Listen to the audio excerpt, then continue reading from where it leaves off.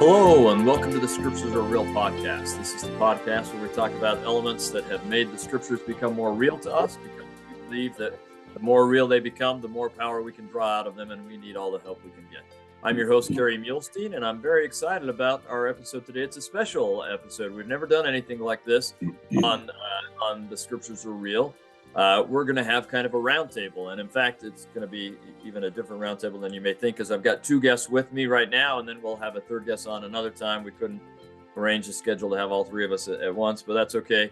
And all of them are returning guests. So I have with me today both Trevan Hatch and Avram Shannon, who have both been guests multiple times on the program, and later we'll have Jeff Chadwick. All three of them, because of various studies that they've done, have some interesting perspectives on the Pharisees and who the Pharisees are, and what roles they play in the New Testament, what roles they play after the New Testament, and how we should think about them. Because I think in general, as a church membership, we kind of simplify what we think the Pharisees are, and we think bad guys. That's just kind of all we think. And that's not the full picture. And I don't think of the four of us that will be part of this, I don't think any of us have exactly the same ideas and opinions, but I think in many ways we agree, and there may be a couple points we'll push each other on, and that's what I thought would be fun about this. I think we can agree and push amicably, because we all like each other, and that's what scholarship does anyway. We're used to it. So we're going to start with Trevan. And take just a second, Trevan, to tell us how you got into studying the Pharisees. We don't want to take too long because we want lots of time for the meat of the discussion. And then why don't you tell us just kind of some general information that might help us understand the Pharisees. Okay, yeah, thanks. In a nutshell, I wrote my master's thesis on the Pharisees at Baltimore Hebrew University. And then I wrote, after I got to BYU, I wrote a book called A Stranger in Jerusalem. And most of the second half deals with Jesus's relationship with his peers, primarily the Pharisees. We deal with the positive and the hostile rhetoric about Pharisees and make sense of that. And now I'm writing an academic book right now, where I deal with how the first Christian schism between Paul and a lot of those issues that we read about in Acts, how that shaped the Gospels, and the Pharisees have a big role in all of that. So I love this topic, and I think it's important, and we'll explain why it's important throughout. This is not just some esoteric kind of fringe topic that doesn't really matter. I think it matters a great deal. And Avram and Kerry and I will probably explain why, at some point, why it's an important topic. So, okay, I can jump in if you want me to explain a little bit. So before even getting to the Gospels, we have data we have data in the Gospels and in Acts, and it's pretty solid data, because you can compare Matthew to Mark and Matthew to Luke, and you can compare it to what Paul is saying. As a Pharisee traveling around, he's using his Pharisaism a badge of honor. And we'll talk about some of that. But even before that, we have Josephus. Well, Josephus is written during or after the Gospels, but before we get to the Gospels, we have Josephus. And Steve Mason is probably one of the world's leading scholars on Josephus. He does the Brill Josephus Translation Project, but he wrote a book in the 90s, a groundbreaking book on the Pharisees in Josephus. This 500-page book, he details every place. And basically what he shows is that the Pharisees are popular with the masses, the populace. They did not like the Sadducees. They did not have a good relationship with the Sadducees, the Sanhedrin, the temple establishment. They had to work with them on occasion. So Josephus, I can go through just a real quick litany of things that he talks about the Pharisees, and that is, number one, they were the most lenient in punishment of a lot of the other groups, most of the other groups. And he kind of says that in passing. He doesn't make it a point. Josephus's bias is actually against Pharisees. He seems to lament in many places that the populace like the Pharisees. The populace see them as even prophets. They don't use the word prophets, but they say that the populace believes them to have the spirit of prophecy, and they can have a foreshadow of seeing, prophesying. And he's kind of annoyed by it. Some scholars think that Josephus himself is a Pharisee, because he says it in his autobiography. But Steve Mason challenges that in an article, and he says, no, he's not a Pharisee. The language he's using is that he follows the rulings of the Pharisees, And in another place, he shows how the Sadducees do the same thing. He says the Sadducees follow the rulings of the Pharisees because the populace follow the Pharisees. So that's important to know Josephus's bias, because when he says they're the most lenient in punishment, we can compare that to the Gospels. He says that they avoid a life of luxury and like delicacies in diet. He said they don't speak against the elderly. They respect the elderly. And so we take these Pharisees, and then we go into the text and say, okay, give me some examples. And he gives examples of 2 or 3 different places where the Sanhedrin meet. They want to kill somebody. They're going to give it's a punishment, a death penalty. And it's always the Pharisee who says, no, they need a better trial. And that punishment is excessive of the crime. One guy's name is Sameas. He steps in and he saves this. He's a Pharisee and he saves this guy. We can compare that to the Gospels, where you have Gamaliel does the same thing. He's a Pharisee, supposedly. You have in Acts, you have Sadducees and Pharisees where Paul is before them, and Paul knows that they hate each other, and he throws out a doctrine about resurrection, and they start arguing. It's the Pharisees in that setting who want to save Paul. It's the Sadducees who want to kill them. Nicodemus is one who steps up in Jesus's trial and says, wait a minute, shouldn't we have a better, more responsible trial for Jesus? And so you can compare that. I'll mention another thing real quick, and that is in the Dead Sea Scrolls. The scrolls do not mention Pharisees specifically, but there's a text called 4QMMT. This is K4 at Qumran. The MMT stands for, the Hebrew is Miksat Maaseh HaTorah, which is the legal rulings. It's a legal letter. And basically what that is this group of people saying they broke away from Jerusalem, the Jerusalem Sadducees. They broke away, they write a letter to the Sadducean group, and they say, we broke away from you because you're corrupt. You're following this other group of people. They didn't say the Pharisees, but they say you're following this other group of people, and it's corrupting the whole system. This Qumran community calls themselves the sons of Sadok.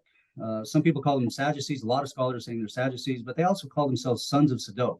This is Zadok, the high priest at the time of David. This is where we get Sadducees or Sadducees. And in the letter, they say, here are 5 legal rulings where we disagree with this group that you're following. You Jerusalem Sadducees, this group that we're following. There's 5 legal rulings where we disagree. And these are major debates. If you compare that to the Mishnah and the Tosefta, which these are early rabbinic texts, and Avram might talk about that, they also, in some of those texts in about 8 different places, mention those same 5 rulings as classical disagreements between Pharisees and Sadducees.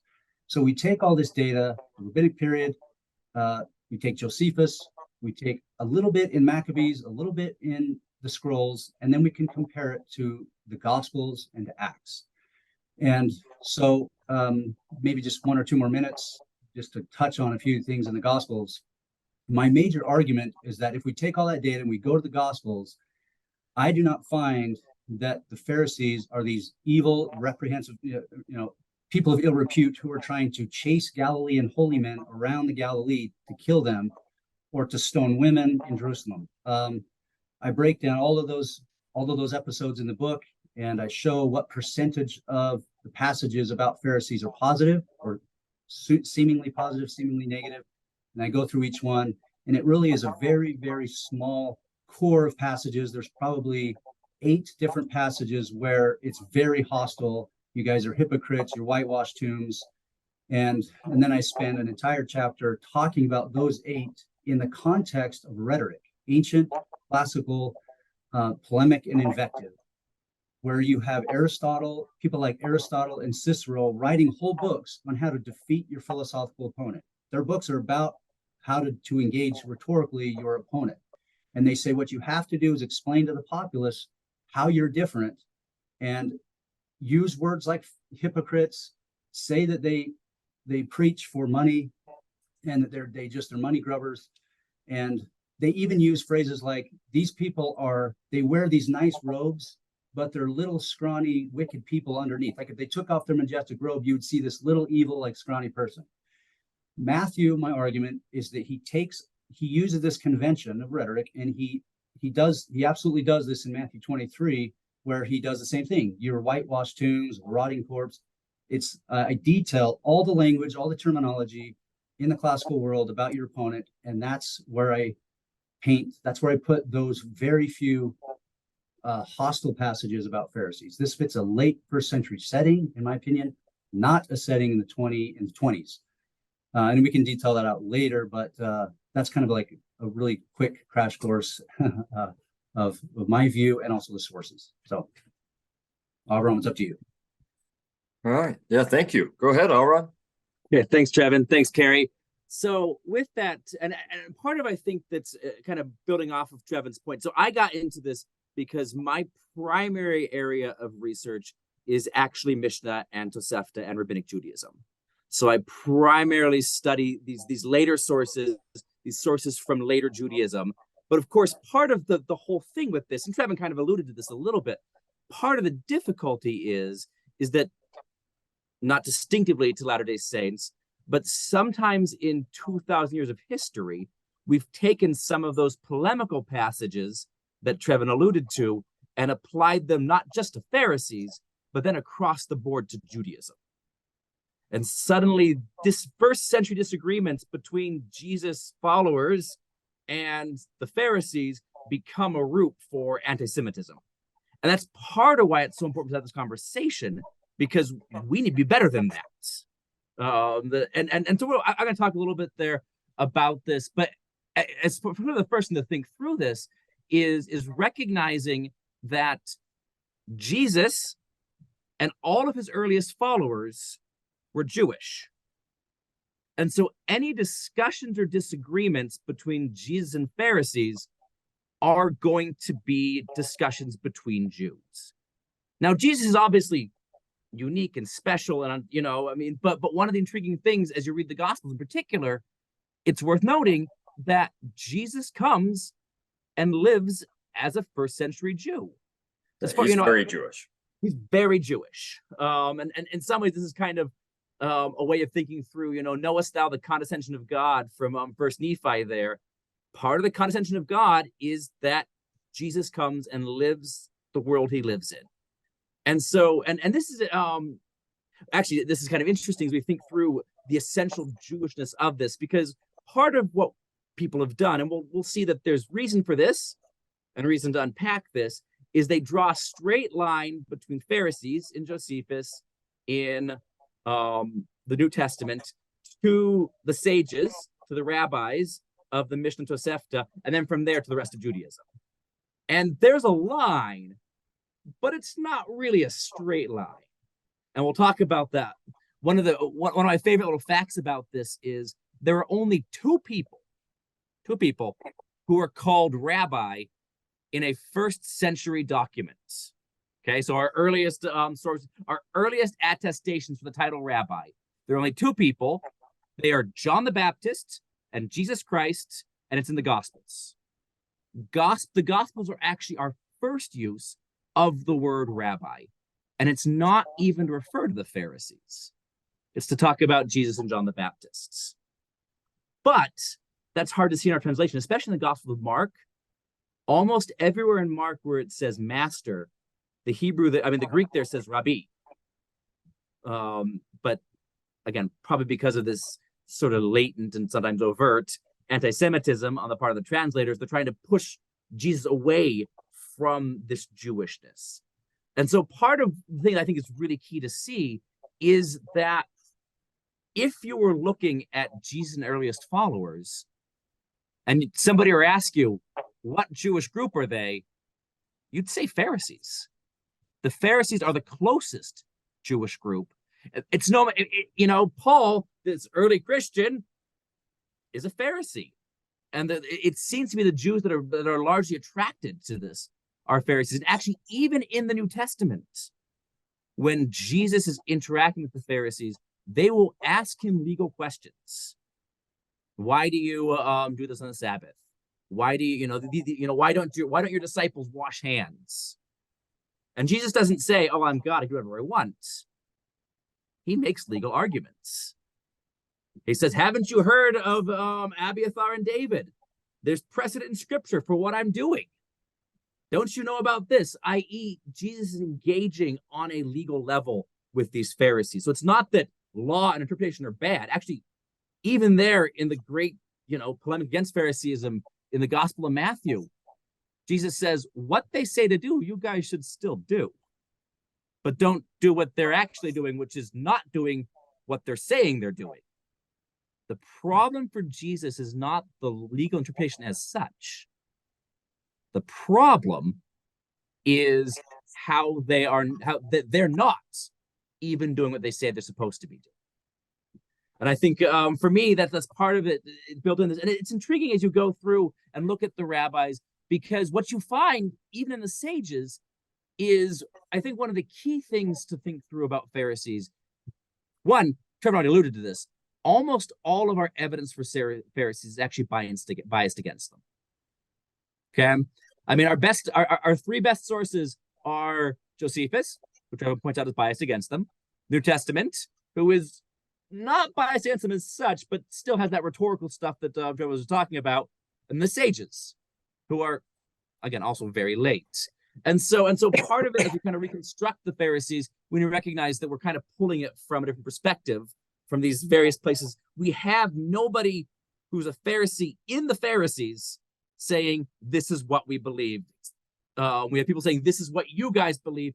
Even the sages. Okay, and this is where it's intriguing. Even though the rabbis, there's a lot of points of connection. Avram, can I interrupt and just ask Really? you, most of our audience have not heard the term sages. Can you just tell us what you mean by that? Surely. So we talk about, so rabbi is a Hebrew word that means my teacher. Okay, from the Rab. That's why it's translated oftentimes as master and things like that, and master in terms of teacher. But that's not really, so in our earliest sources, Mishnah, and so rabbi is a title that shows up in our sources, but they call themselves the Chochmim, the sages. Okay, so the standard word for in these rabbinic sources, they call themselves the sages. Yeah, and that comes from that root of Chochmim, for being wise, right? Yeah, the wise one. Where sage comes from. Yeah. Okay. Yeah. Sorry. Thank you. Keep going. Yeah, surely. And so what we have is these places. So according to Josephus in the New Testament, the Pharisees believe in oral law. And by the way, oral law is not 100% not this, we get to change the law for everyone to do. Oral law is specifically a discourse on how you keep the commandments. So, for example, you do something like in Exodus 20, remember the Sabbath day to keep it holy and do no work. Okay, what counts as work? Exodus doesn't tell you. And anybody who sat in Relief Society or Elders Quorum lesson where you spent an hour trying to hash out what you can do on the Sabbath and what you can't do shows you that this question is not a dead question. This is, even for Christians, this is an open question. And that discourse, how you keep the commandments, that the Hebrew word for it is halakha, but that discourse is fundamentally where the discourse happens. And kind of, as Trevan pointed out, that letter from the Bnei Tzadok in 4 QMNT to the presumably Jewish and Sadducees are about questions of halakha. How, not should you keep the commandments? And the question never is, even with Jesus, how do we keep the Sabbath? Should we keep the Sabbath? That's never on the table. The question only is, how do you do it? And honestly, it's not even what you're doing is bad. The question, even in the Gospels, is how do you justify, how do you explain your halakha? And Jesus gives them an answer, and they're like, oh. And there's no sense, by the way, even in the Gospels, that the Pharisees are like, oh, you're wrong. They're like, oh, okay, you've got halakha explanation. You've got an explanation for how you do this. And so when we look through into the sages, what we find is, so the rabbis, and specifically in Mishnah Yadayim 4, 6, and 7, that's really where we see the connections between 4Q and MMT that Trevan was talking about. And it's really about washing hands and purity laws. And it labels differences between the Sadducees and the Pharisees on purity laws, what's impure, what's pure. But there's an intriguing passage in there where Yochanan ben Zakkai, is one of these really big names in rabbinic literature, says, we have nothing we disagree with the Pharisees except for this. And so although the rabbis of the Mishnah accept oral law and accept many of the same beliefs of the Pharisees, they do not see themselves as Pharisees. They see, and part of it, see the argument, and Neusner makes this. Jacob Neusner is a really big scholar in Jewish studies. He's dead now, but he published a bazillion books on Judaism, him and his students. And Neusner points out that there seems to be a desire that Pharisee, and we see this especially in Josephus, Pharisee comes to be very much associated with political movements, especially with the Jewish revolts. All right, the zealots you sometimes see in the New Testament and in Josephus are in some ways a subsect of the Pharisees. And it looks like in the sages that there's a desire to sort of step back from some of that. And so all there's coming out of a similar notion of oral law, resurrection, these kinds of things. They're also saying, but we're not that. We're something a little bit different. And again, part of this is, and this kind of goes to to Trevan's point, I'm not Jeff yet, but Trevan's point, Jeff says it in other places too, this notion of the polemics, right? I often ask students this, right, when we're teaching this in classes, who writes anti-Mormon literature? It's not Buddhists, primarily. It's evangelical Christians and ex-Latter-day Saints, because polemics are primarily about boundary maintenance. They're about how are you different from them. And so we see the Pharisees described even in the sages with they're saying they're things that we say, oh, we're definitely the same. And we are definitely not the same. And especially you see something like the stuff in the New Testament, it's this notion of we're pretty similar here, but these are places where we're definitely different. And that boundary maintenance becomes so key, especially since all of our sources are fundamentally not Pharisaic, talking about how they are different from the Pharisees. That's true of Josephus, New Testament, and of the rabbis. That's good stuff. Thank you both. You both could really take on these topics for easily each of you half an hour more or more. That's wonderful. But this is a good introductory stuff. So I want to ask a couple of questions and some of these may be for one or the other. Hopefully it's some of them we all talk about that just have arisen from the things you've talked about. So maybe I'll start a little bit with a question to you, Trevan, just based on something that you said, and then I've got a question for Avram, and then a number of things that I think we can just all discuss together. So, Trevan, you mentioned the polemics, like whited sepulchres and so on, that it seemed to be Matthew writing this, and maybe a little bit later. Now, of course, the way it's written, he has Jesus saying this. Right. So my question is this something that Jesus said in 30 or so, 30-ish AD, or is this something that Matthew or someone else is adding 50, 90, something like that AD, that as it's a later edition, or what are you saying? I mean, it kind of sounded like you're saying this is a later edition that comes from a political context, and it's not something the Savior said at all. Okay, that's a perfect question, and it could open up a massive can of worms. But let me do this in 2 or 3 minutes. Okay. Okay. My argument and what I'm actually doing in this upcoming book is, and I did it a little bit in my previous book, but I wanted to. So why don't you tell us again the title of that book and of your upcoming book, so the people who want to look at this and learn more can do that. Okay, the first book is A Stranger in Jerusalem, Seeing Jesus as a Jew. And I dealt with the Pharisees, and I make an argument that Jesus and Pharisees are very cordial. Jesus and his disciples are even coming out of the Pharisaic tradition, even if they weren't Pharisees proper, But what can we say about, we can say all day long, we can talk about how they're, great friends and they're inviting each other to dinner as honored guests, but you have to deal with the elephant in the room, which is the hypocrites and all that kind of stuff. And so how I contextualize that is through the Jerusalem Council, or basically in Acts 15, the short story is that when Paul is traveling around the Roman Empire and he's bringing in people into the Jesus movement, there's a big rift that happens in Antioch. We read about this in Galatians, where you have Peter and Barnabas eating. They decide to eat with non-Jews, and Paul is eating with Jews, and it makes Paul furious. And he says, "You guys are basically hypocrites. We're not supposed to be doing this. We should be eating together." And this causes a need for a bigger discussion in Jerusalem. So in Acts 15, you go there and you get everybody's arguments. You get James, you have Paul about, should these non-Jews who are coming into the Jesus movement. The question is, should they become Jews to join the movement, or should they become, can they stay like non-Jews and just be baptized and not have to follow Jewish law?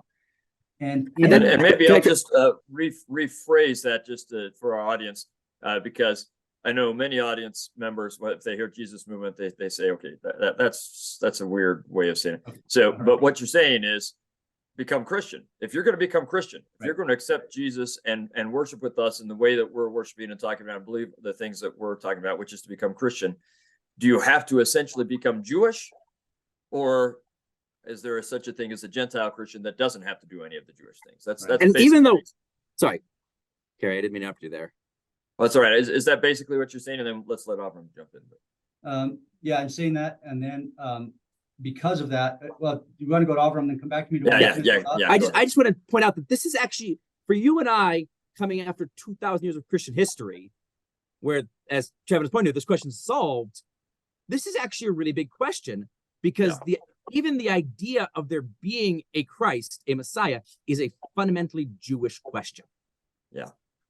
And so this idea of who we, can you worship, can you follow Christ, can you follow the Jewish king, the Messiah, without being Jewish, is a much bigger question than it seems to us looking back on it 2,000 years later.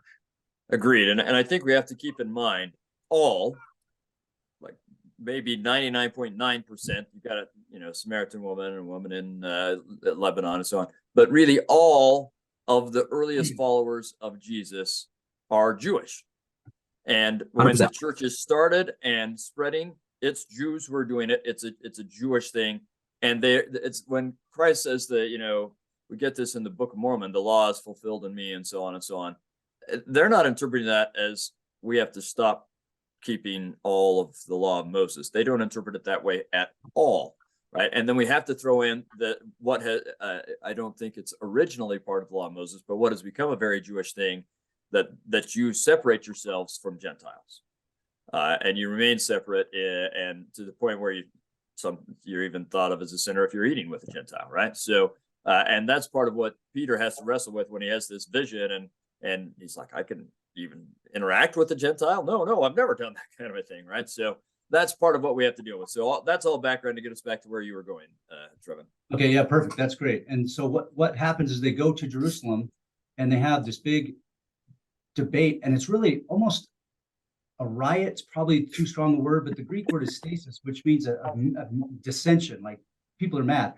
And essentially you have Paul stands up and he says, look, he gives his argument, they only need to be immersed, they don't need to follow their Jewish law, any other Jewish law. James stands up and he says, yeah, okay, they need to be immersed, but they can't. There's also these other things that they should do that's mentioned in like Exodus, Leviticus, like 17 and 18, and he says you can't eat meat from like a strangled animal, you can't eat meat that was prepared for idols, you can't fornicate, you have to be immersed. And then a lot of people miss the third group that stands up, and that's the Pharisees. In Acts 15:5, it says the Pharisee followers of Jesus stood up and they gave their position. Now, for me, it helps my argument, because if you're given the microphone, it's such a big stage of that, so to speak, and you must have a bigger following of Pharisees. You represent sort of the Pharisee, like ultra-Jewish faction of the Christian movement. Then that means you have some authority. Okay, and what they say is no. If you come in, you have to follow all of Jewish law. You have to be circumcised, because that's what it says in Exodus. If foreigners want to come in and eat with Jews, especially during Passover, you have to be anybody who wants to become a member of the house of Israel has to be circumcised. That's Jewish law. The Pharisees are saying, we're not going to take anybody else unless they follow the entire law. And when the church sides with Paul, my argument is that it causes this massive rift, massive schism, and the Pharisees are furious. And even Paul's still furious, because he thinks Pharisees are going around. It says people from Jerusalem are going around the Roman Empire telling Jesus followers that you have to be circumcised. So then Paul shows up, and this is in Corinthians and Galatians and Romans. He says, I'm tired of all these people from Jerusalem coming here and telling you that you have to be circumcised. If they want to do that, I hope they castrate themselves. Like, he's furious. He calls them dogs. He calls them so-called leaders, so-called apostles. And Paul. Yeah, right? He's really upset. And so my argument is that That's going on in the 50s and 60s, 40s, 50s, and 60s. By the time you get to the 70s and 80s, when the Gospels are being finally written down, I'm arguing that Mark is a Pauline. He's siding with the pro-Gentile inclusive, like this Gentile inclusive group. Matthew is, even though he's a Jewish writer, he's also favorable to Gentiles, favorable to Pilate, favorable to the centurion, favorable to the Magi, who are not Jews. And he's demonizing Pharisees. And notice what the common argument between Jesus and the Pharisees are. A mealtime setting, just like in Antioch, a mealtime setting where the question is, Jesus, what do you do with people who've removed themselves, who are outside the house of Israel, who've engaged with prostitutes, or who are money, are tax farming practices with Romans or whatever? What do you do with them? And we see this in 3 or 4 cases in Luke where he's eating with them, where they're talking about, they give their arguments. Pharisees say they can't belong in here. They shouldn't come in here. They're impure. And Jesus says, well, we have to try to bring them back and bring them in. That's the running debate. And so that debate continues even when Jesus is going down to, like, he leaves the Galilee and goes to Jerusalem. The reason why he goes to Jerusalem is because Pharisees warn him of Herod Antipas. And then Pharisees follow him down the Jordan Valley to Jericho. And we get these stories where they ask him this same debate. What do you do with, these people on the outside? It's the same debate. And Jesus gives some parables that talk about, the lost sheep and the prodigal son. But that's the setting that I put it in. Matthew is making political arguments against Pharisaism and against their argument about who should belong in the group. And it happens all the time where a woman comes and she can't, Jesus says, I've not come to Gentiles, I've come to Jews. And a woman says, yeah, but even dogs get the remainder of the plate, and so he says, okay, because of your faith, I'm bringing you in. Again, that's a message, a political message to Christian opponents who are the Pharisees, who used to be part of the group, right? That's what Avram's talking about, this close association that splinters, and then it becomes just an absolute rhetorical war. That's the setting that I put Matthew in. So yeah, I'm not putting some of that on Jesus. I'm saying that they read into it. And if you can allow me 30 more seconds, can I give one example? Yeah. One example is in Matthew 23, where this is the one where he's saying, you're a hypocrite. You're what? He's just blasting them. But it's telling 2 things. If you call someone hypocrite, hypocrites, or a play actor in that Roman setting, you're saying that it doesn't mean somebody who preaches something and then does the other thing. It's somebody who's doing the right thing, but they're acting. It's like a play actor. It's those who are acting as somebody they're not. So to say somebody who's acting right, like they're doing what they're supposed to, but their heart is not in the right place. Right. When you're judging someone's heart, Matthew's admitting, like he's giving a hat tip to them on accident. He's admitting that they actually live what they preach, but their heart is really like their heart's not really in it. Like they really don't believe what they're doing. The other part of that debate in Matthew 23, Jesus says, you are cast off to hell because you killed the prophets in the past, and you're going to murder them in the future. So I'm thinking, like, okay, do we really want Jesus to be condemning a group of people for something that their ancestors did? He says, you are descendants of those who killed the prophets, and I'm going to send you prophets in the future, and you're going to crucify them. That's classical Aristotle and Cicero. Build up a straw man. Don't get specific. Don't tell the Pharisees exactly what the problem is, but have some vague thing about, 400 years ago, at the time of Jeremiah, you were killing your ancestors were killing the prophets. Therefore, you're descendants of them. You're going to hell. And in the future, you're going to do the same. That to me is actually not good for Jesus. So that is math. That's the author of Matthew to me. Okay, Kerry, can I jump in here a little bit and Please. talk a little bit about, just for our readers, our listeners who may not know this, about the gospel composition? Because it sort of undergirds some of Trevan's arguments here. This notion, it's worth noting that all of our gospels are written at the earliest 30 years after Jesus preached. Okay, and again, we know that some of them are eyewitnesses. Luke tells us he's not an eyewitness, but got his story from eyewitnesses. But the thing to be aware of is nothing we have in the Gospels was written down by people. As there was nobody writing down Jesus as he went through there. These are all, they circulated orally. And for you and I, we're used to being in an incredibly literate environment where everything's written down. It's hard for us sometimes to think through how oral the ancient world is. And so when we talk about the gospel authors like Mark and Matthew and Luke and even John, what they have is they have these oral traditions about Jesus that have been circulating all throughout the Jesus movement. People who were there, all the early Christianity, people who saw Jesus, walked with Jesus, saw him resurrected, these eyewitnesses, they have their stories. What the Gospels then do is take those stories and write them down with a specific perspective. And so what Matthew seems to be doing here is Matthew has authentic Jesus tradition. And there is no doubt from the Gospels, there is occasionally tension between Jesus and some of the Pharisees. They don't always agree on their halakha. Their legal readings are not always the same. Now, I don't think it's to the level that we sometimes put it on it, but there's definitely disagreement. So Matthew has these traditions, these stories that come about Jesus from the eyewitnesses, and as he's writing it down, because of the circumstances he's in, this kind of Pharisaic Christian movement, Matthew then selects those and really highlights that, because that's the point he's trying to make from the authentic traditions from Jesus. Right. So I think there are 2 points here that are worth noting, and coming back to the question for you, Trevan, that is, one, there's a choice of what are we choosing from all the available things that happened and were said. What are we choosing to write? And typically that's chosen because you have a point you're trying to make, right?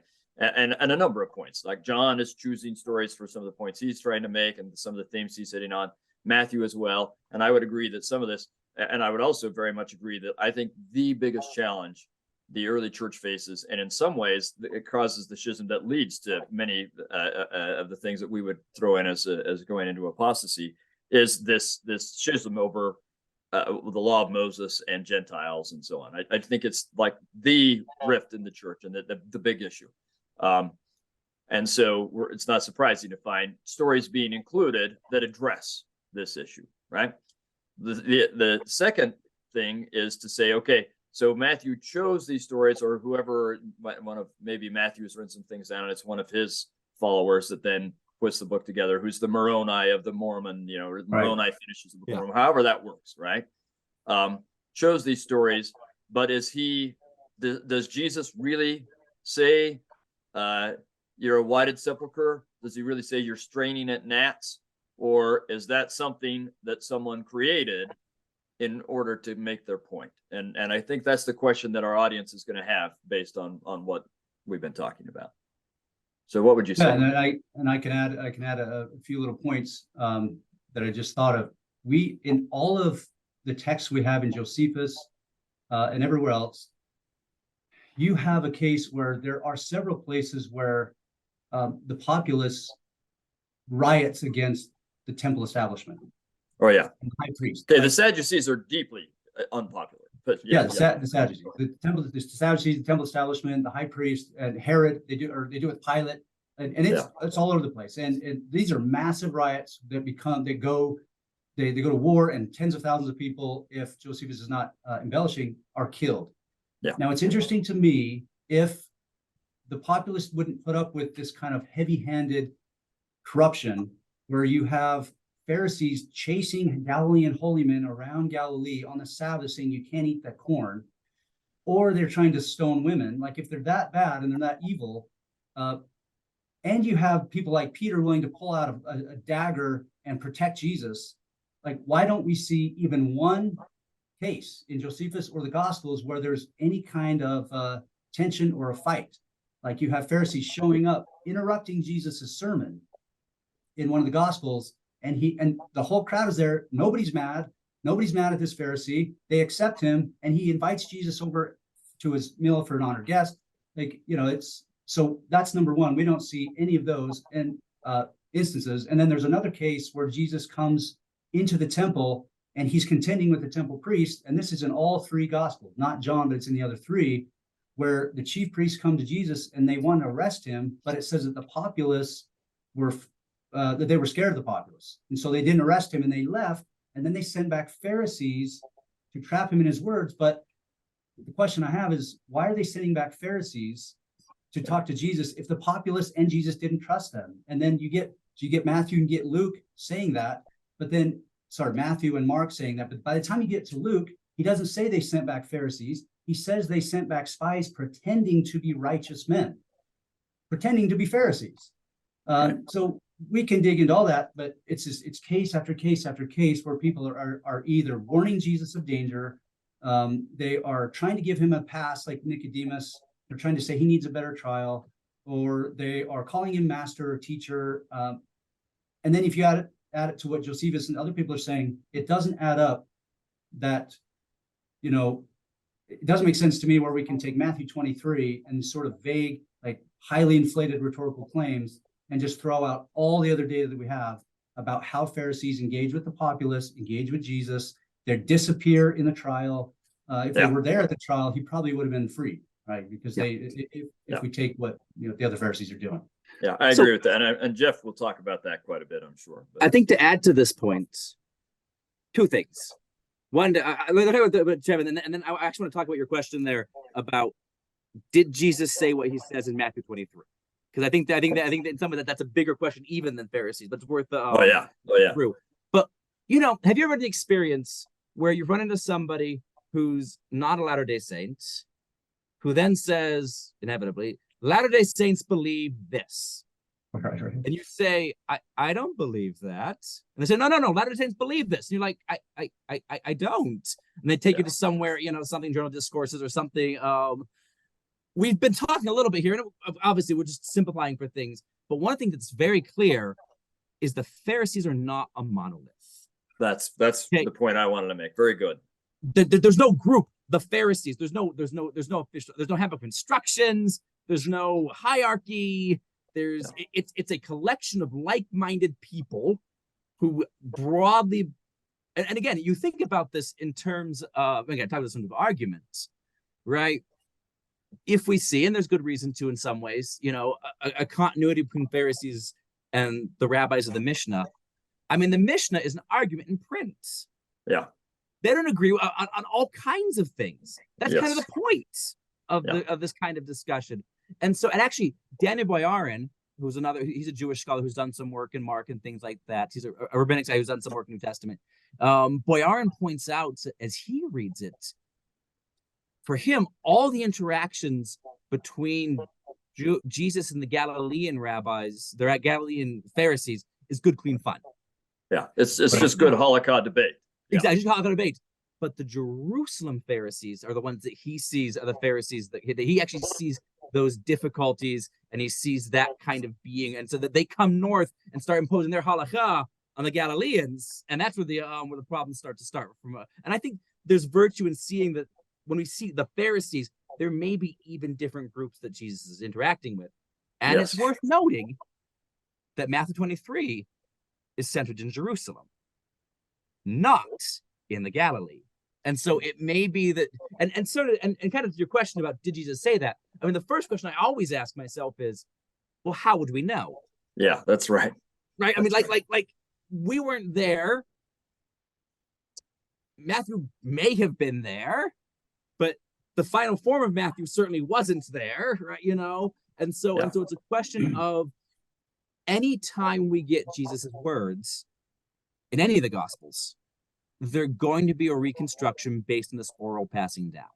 Right. And who knows who added what later. And so. Right, exactly. And so we can say, and one of the great advantages of Latter-day Saints is because we believe the Bible is the Word of God, but we don't believe that the Bible is the inerrant, God wrote it himself, Word of God. We believe that all Scripture is a result of inspiration and humanity and having conversation. We can talk both about the inspiration, the words of Jesus, but we can also say, but maybe this reflects more Matthew than it does reflect Jesus. Even though it's very clear that Jesus does struggle with at least certain Pharisees.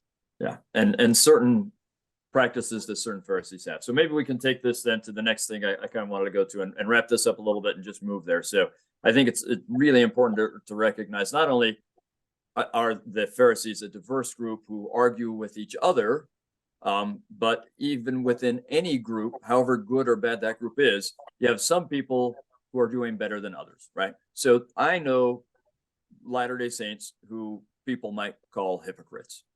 And I know Latter-day Saints who are actually trying to be very, very good. And in their trying to be very good, sometimes they come up with what I would call uncharitable, ridiculous, or legalistic interpretations of what we should do. But they're Latter-day Saints who are trying, right? So I think we have to kind of understand that. And there probably are some Pharisees who are not either, well, probably behaving well, but not intending well. And in some ways not behaving well because they're probably trying to get into what I'm about to ask about. So, and I can't remember which one of you mentioned this. I think you actually both touched on it, but it does seem to me that there are times, and again, especially with when we see Jesus in Judea or Jerusalem, that we see power struggles going on. Power struggles between the Pharisees and the Sadducees, power struggles between the Sanhedrin and Jesus, and that would include, I think sometimes we see power struggles. I don't know that we can say all Pharisees. I don't want to lump them all in, but I think there are some times where we see Pharisees who are in a power struggle with Jesus. And this is to be expected when you have, in my opinion, it's to be expected when you have a culture where you have charismatic individuals with followers. And to some degree, your success is judged by, do you have a lot of followers? And Jesus is becoming a very charismatic person with a lot of followers. And so other people will feel threatened by that. I think that's just human nature, right? And so in my opinion, I think we see sometimes where there are some Pharisees, and I'm not going to say all Pharisees, but some Pharisees who seem to be looking for ways to engage in a power struggle. That's just my opinion. I'd love to know what both of your thoughts are on that matter. Do we see that kind of a thing, or am I making this up? What are your thoughts? So why don't we, Avram, you were just talking a little bit. What if we go Trevan, and then we can go back to you, Avram. So.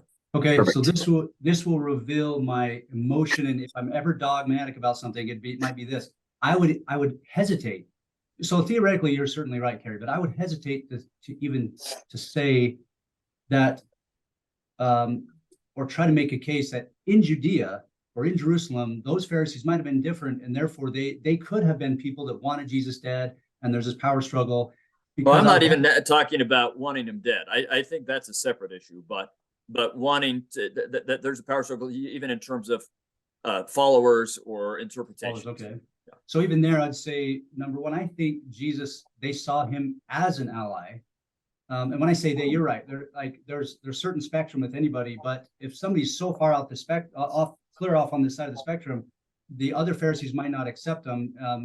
It depends on how we know the parameters of that group and what it means to be part of that group.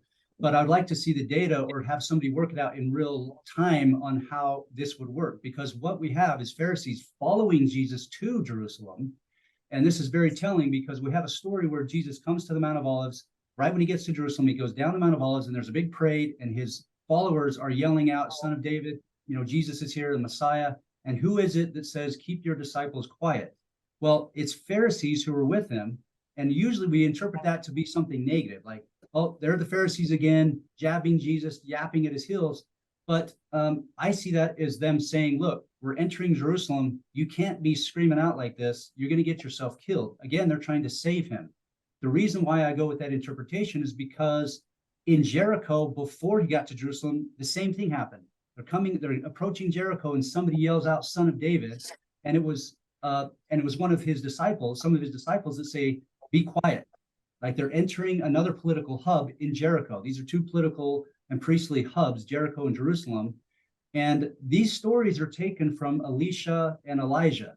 In 2 Kings 2, you have Elijah and you have Elisha, who's his disciple, going to Jericho.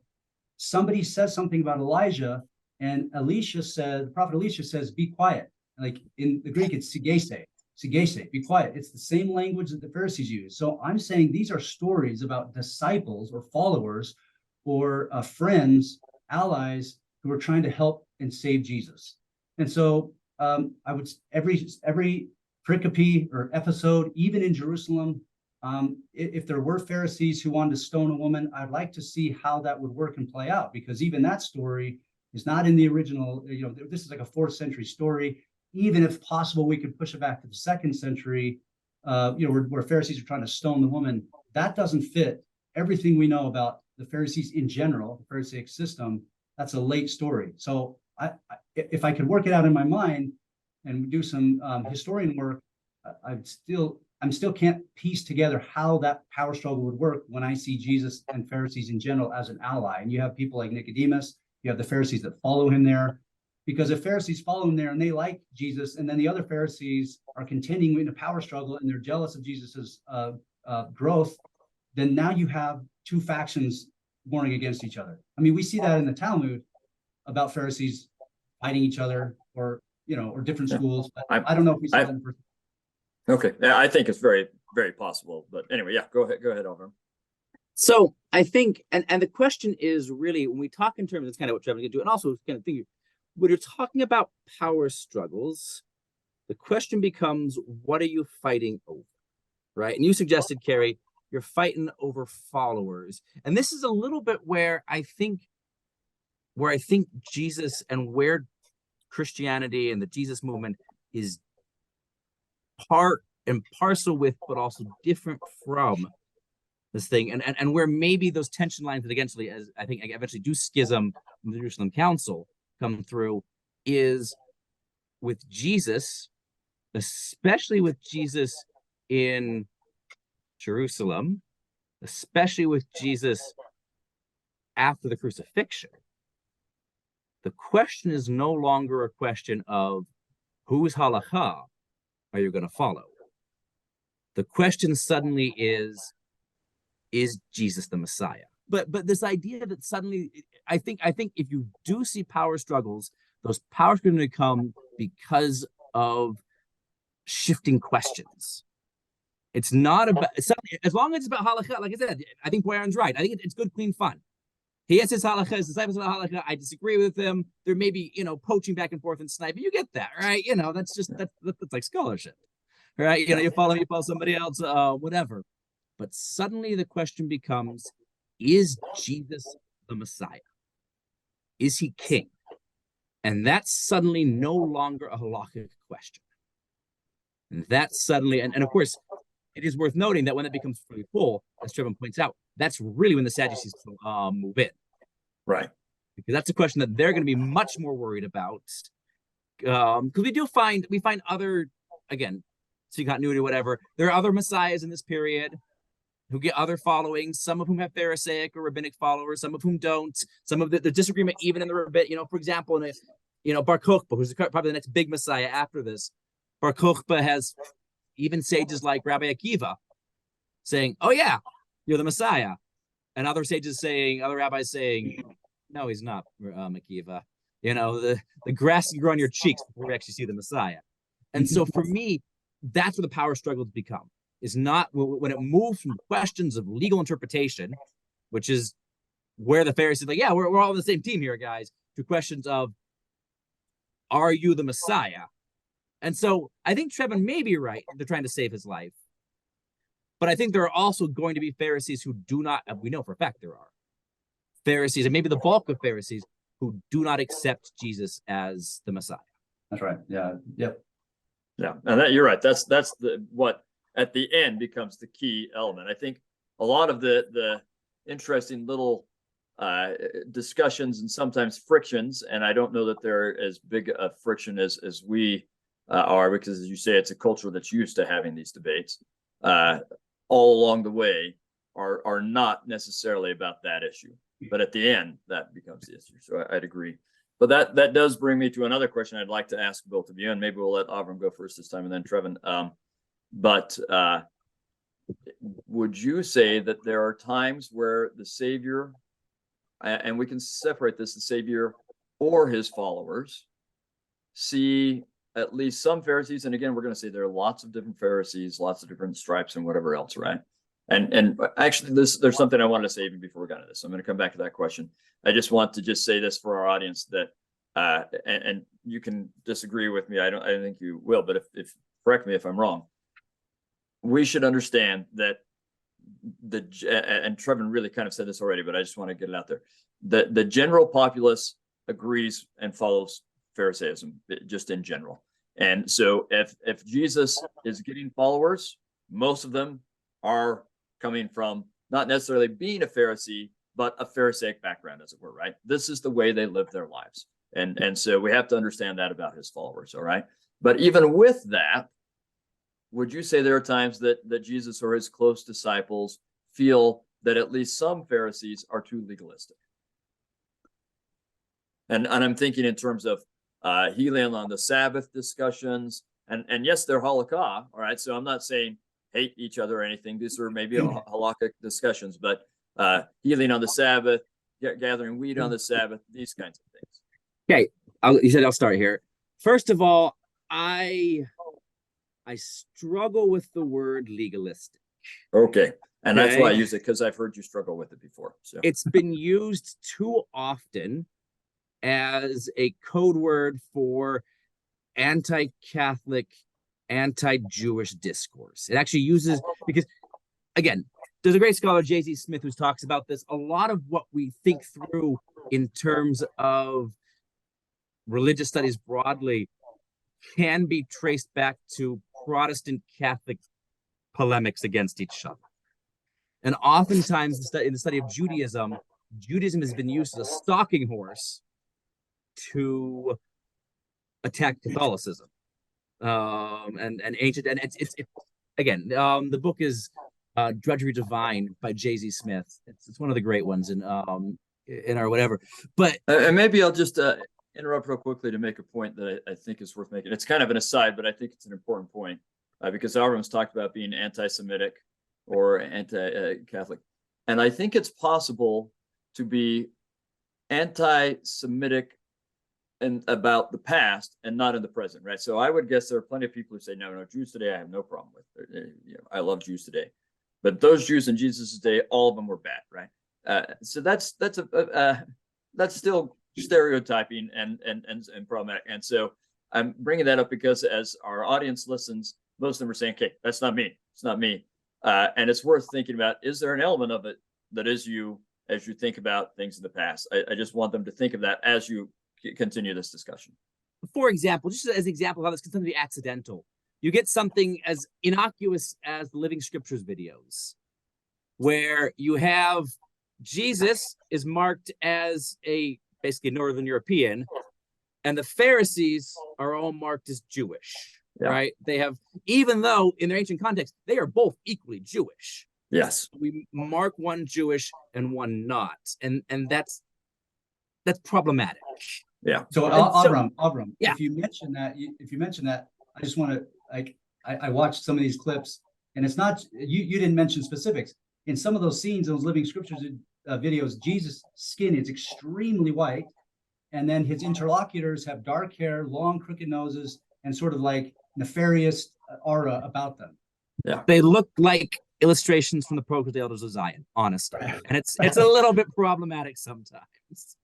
Anyway, but so that's why I think we need to be careful talking about legalism. And again, the question is Jesus's halakha less binding, more strict, less strict? And the answer is, well, it depends. In some places, absolutely. Jesus's seems to go for a more, what we would call a less stringent legal ruling.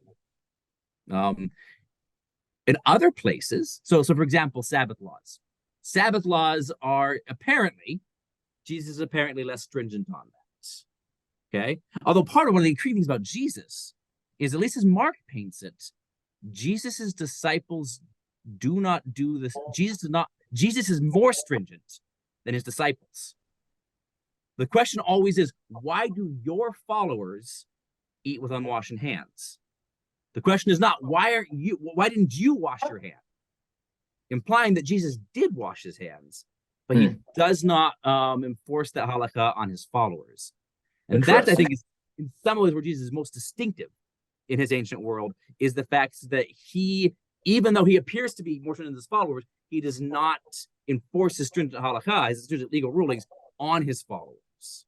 Which, by the way, brings us then to Paul, where Paul's point in, say, 1 Corinthians is, look, you and I both know that that food given to idols aren't real. It's not a big deal. But for those people who don't know that, we don't eat meat sacrificed to idols, so that lest by any means I should offend my brother. That seems to be the distinction, is not for Jesus, as I read it. It's not that Jesus wants, and you see this in the church today with something like the word of wisdom, which is 100% a halakhic question. The question in some ways is not, you can be a good Latter-day Saint and not drink caffeine because of the word of wisdom. You can be a good Latter-day Saint and drink caffeine saying, oh, that's unnecessary for me in terms of my understanding of it. What you can never do is use your position as a way of saying, I am better than the other person. Oh, you're taking away my fun. I'm taking away. Actually, Jesus did it first. So, all right. So for me, so again, so you know, is he stringent? Like, you know, but you see something like Jesus' divorce law is incredibly stringent. It's so stringent, I can think of nowhere besides medieval Europe it has ever been lived, and even there, it was, you know, questionable whether they were doing that or not. Right? I mean, we've never done in the church nothing like Jesus's divorce law. We have a fairly easy divorce law comparatively. But Jesus' divorce law is way more stringent than we see any other Pharisees or anybody else in antiquity doing. And so I think it's a mistake to say, you can say someplace where Jesus is less stringent. Otherwise, you have to say, no, wait a minute, Jesus is more stringent here. But I think for me, the most compelling thing, and again, I see this in Paul, I see this especially in Paul's fight, I see this in Jesus' whole thing. The point is not necessarily what the halakha is, but the point is you can never use the halakha to put yourself above somebody else. And I think when he has struggles with the Pharisees, that's actually his problem. When they use halakha as a weapon, when they use legal, how you live the commandments as a weapon. Excellent. All right, Trevan.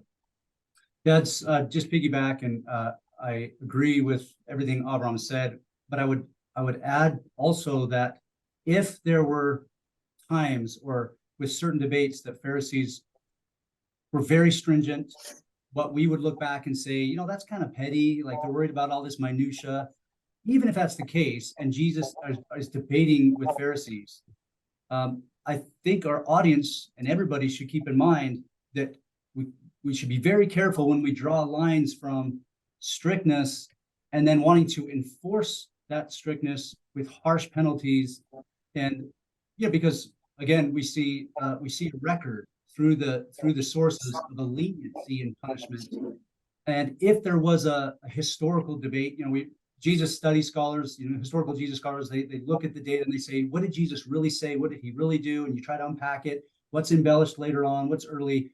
If there ever was an early historical debate going on between Jesus and Pharisees, it could have been what we see bouncing through the text, and that is the discussion of who belongs in our mealtime symposia, mealtime setting, where we wash each other's feet or we anoint. You know, this is common practice where the host would invite an honored guest.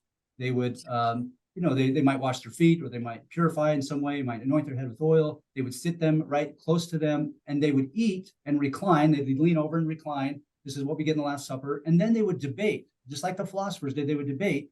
And it's these debates that Avram knows a lot about with his training. And this defines rabbinic Judaism. A lot of that rabbinic literature is one long debate. And that's not, I don't see the level of vitriol with those settings. Even in Ben Sira, this is a text that predates the New Testament, predates Jesus, talks about this setting where you eat with like-minded people, you eat with righteous men, it says, and you're not hostile in your merrymaking with your guests. Okay, so there's that's that Greco-Roman Jewish mealtime setting, and I think that's the setting in which they're debating. That's not, any conflict there is not on the same level that Jesus has with the corrupt temple establishment. It's like absolutely not on the same ballpark. And so people have to be careful not to, when we say, oh, they're legalistic, or the Pharisees are like this, therefore they are evil, they're wicked. And I'll mention a little bit of that in our final closing of packaging it. Well, why don't you just go ahead and do that, because we've been going long enough. Maybe we better get to that. So okay, I tell this to my students in class, and basically what it is that the reason why this is very important, in addition to what's already been said, is that if we make the scriptures and the people in the scriptures two-dimensional and superficial, then we risk defaulting to that anti-Semitic conclusion. Even if we're not anti-Jewish, anti-Semitic, we default to it by sloppy interpretations or weak interpretations. And what we're doing is we inadvertently cast the entire Jewish nation as evil, corrupt people. You know, whether it's the temple establishment, the Sadducees, the Pharisees, because I see the Pharisees as a very moral and ethical people. And even if the Pharisees were proto-rabbis, they didn't become the rabbis, but the system, that kind of system, the debate, the legal system kind of went into the rabbinic period. Jews today, Jews who follow Jewish law today are, in a sense, Pharisaic or rabbinic Jews. And so we have to be very careful to just accept the text and say, no, they wanted to stone women. They wanted to kill Jesus. They were legalistic. They were sort of these neurotic people who were causing all kinds of mayhem. And therefore, Jews deserve what they got all throughout the Middle Ages. That it culminates in the Holocaust. I don't want to risk being sensational, but those interpretations all throughout Christian Europe, going back to the Jewish leaders who rejected Jesus, killed Jesus, that's the real identity of the Jewish people. And you have a synagogue in 2019, you have a synagogue shooter in Philadelphia, or what is it, Pittsburgh? Maybe it's Pittsburgh. He goes in, he guns down 11 people. And when the law enforcement looks at his social media page, it says, John 8:44, I did this, or I will do this, or I hate the Jews because they are sons of the devil. John 8:44. So I don't like when we have blog posts or different, LDS Live. There was an LDS Living article on 10 ways you're being a Pharisee and how to stop now. I cringe because I know the history of what happened to the Jewish people when we attack their leaders in their formative period as being sons of the devil, corrupt, want Jesus killed, want to stone women. And that to me is it's a travesty. So we are really, I hesitate to say it this way, but if we're not careful, we are, after the fact, contributing to all that persecution for centuries by sloppy interpretation. Thank you. I don't think you're even strong enough, Trevan, in some ways on that. I absolutely, I often call it almost accidental anti-Semitism. And part of me, we all push back and say, oh no, I'm not, and you're not. But this has been, as Trevan kind of points out, this has been the cup that Christianity and therefore the West has drunk from for millennia. And we don't get rid of that just by, and again, part of the, this whole podcast is the scriptures are real. And what that means is when we read the scriptures, we're reading about real people. We're reading about, and frankly, I don't think they were, but even if the Pharisees were as bad as we sometimes read them as being, what justification do we have for this, right? For, oh, good, they're bad. We make them, I remember two stories.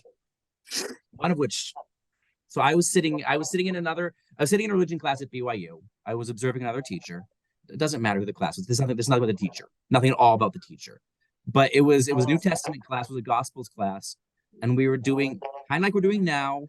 The teacher was doing the run up to the Gospels, how we got there, the various groups, Sadducees and Pharisees, and the teacher was talking about oral law, about this interpretive tradition on Scripture. And two students in front of me, one of them turned to his friend and whispered, "Religious cancer." And it wasn't my classroom, so I didn't do anything about it.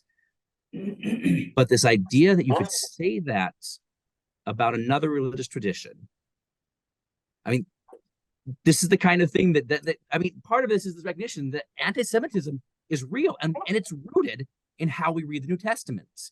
How you read the scriptures matters. And sometimes we kind of excuse ourselves. We do this for all kinds of things. Nephites versus Lamanites, right? But how you read scripture matters. And there is no excuse under God's perspective for that kind of divisiveness. We cannot use the New Testament as a weapon against people who are real today, and people do. I mean, this is not something, as I appreciate Trevan bringing out specific examples. This is not something that's sort of theoretical. Oh, people might use the New Testament to maybe say mean things to Jews. That's not what's happening. People are using the New Testament to justify actual atrocities.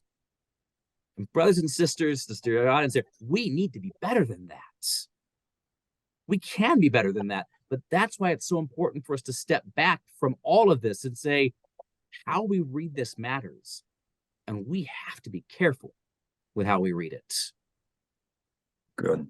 Thank you both. And I couldn't agree more. Maybe I'll just do a couple things to wrap up, and some of which is only tangentially about this, and then maybe a little bit about that. But first of all, I want to highlight a couple of things that we've alluded to. Well, one we've alluded to, one we haven't, that I think make it so that we don't read some of these encounters in the New Testament as carefully as we should.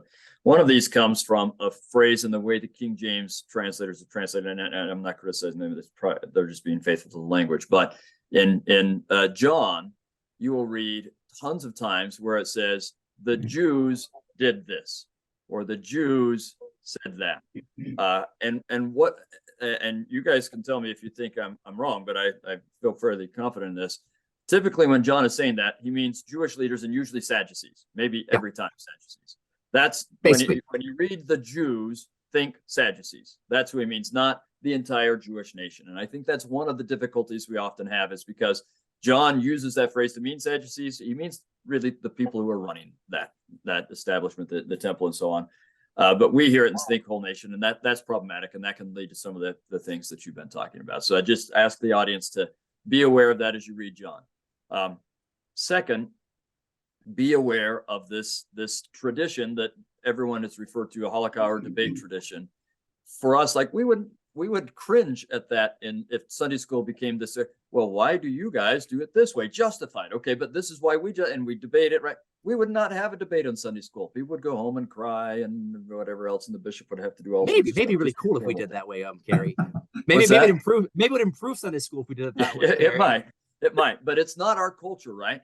It is their culture, and I think if you'll look for it, you'll see dozens and dozens and dozens of times in the New Testament where there's a discussion between the Savior and maybe the Pharisees or just other people that is this halakha discussion, like you're saying this. And the tradition is you say, well, I do this because of this reason, and these people have agreed with it, right? And no, I say this because of this reason, and these people have agreed with it, and so on and so on. That's typical style. That's how it goes. And so just read it for what it is what I would say. And maybe I'd wrap up with this, and it's just something I've done for a number of years, just because I've been in settings, especially at the Jerusalem Center, but other places where one teacher is saying this and another teacher is saying this about the Pharisees, and the students who are coming to me in the New Testament class say, what am I supposed to do? And I'll tell them, listen to all of these things that we've talked about, what they thought before, what others people have said.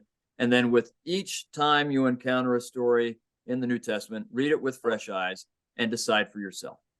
Keeping in mind that there are different opinions even among the Pharisees, that some people, even within a very, very good movement, don't do as well as they should. Keep all of these things in mind. Decide for yourself about that, but more important than deciding for yourself what the Savior is thinking about Pharisees in general, or those specific Pharisees. Instead, I would suggest ask, okay, what should I learn from what was said here?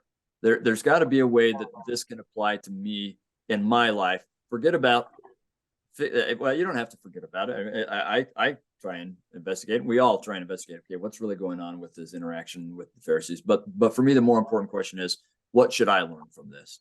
And that's what I would suggest to our audience to do. So this is longer than I thought it would be, but more fun than I thought it would be, and I thought it'd be fun. So Kerry, can I mention just one brief thing? I would kick myself if I forget to mention this, because on one occasion when I gave this kind of a lecture, this was outside the university, it was in the community. I gave this kind of lecture, and there was somebody sitting on the front row who looked mad most of the time. And then he raised his hand in a very dogmatic way. He said, the Book of Mormon says that entire nation, the Jewish nation, killed Jesus. So, again, we have to go straight back to 2nd Nephi, and where it says that, and to look at it. And we have to be a little more sophisticated in our thinking, because it even there it says, yes, he used the word nation. But when we say, if someone said North Korea is a oppressive nation or something, or a corrupt nation, we're not talking about the whole population. We're talking about the leadership. And that passage even says that this is the small part of that nation who had authority to crucify, or at least work with Rome to crucify. And it mentions priestcrafts. This is the corrupt Judean establishment or the temple establishment in Jerusalem. This is not the pedestrian Jews out in the countryside. Absolutely not. Just like it's not the pedestrian Korean who is so happy that they're being oppressed, right? Right. Yeah, that's a good analogy. I appreciate that. Thank you. Thank you very much. So hopefully this has been helpful for our audience, and it gives you an opportunity to read lots of passages in the New Testament with fresh eyes and draw more out of it, and receive some inspiration as you study and read and come to your own conclusions and hopefully your own inspired lessons, and as we draw more power out of the scriptures. So thank you, everybody. Thanks, Kerry. Appreciate it.